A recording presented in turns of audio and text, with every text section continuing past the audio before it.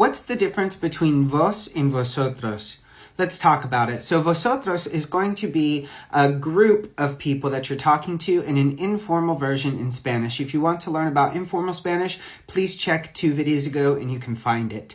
Whenever we're talking about vos, we're taking vosotros and we're shortening it. We're taking off the otros, which means others in Spanish, and we're going to be left only with vos. So vos is an informal version of you, and this comes from Rio Platense Spanish, which is primarily spoken in Argentina, in Uruguay, but you can also hear people using it in Paraguay, parts of Central America, all the way down Latin America, near where Brazil is and slightly above it. So all of this area is going to use it. And the way that you conjugate vos is going to be a little bit different than how you conjugate vosotros. Again, if you want to see vosotros conjugation, you can check it in my videos. Let's look at an example of how you are going to translate vos. We're going to look at an AR verb, an ER verb, and an IR verb.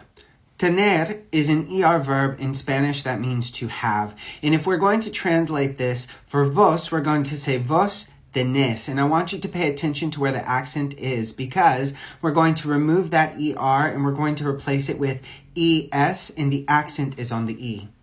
Let's look at an example with an AR verb. We have the verb hablar, which means to talk.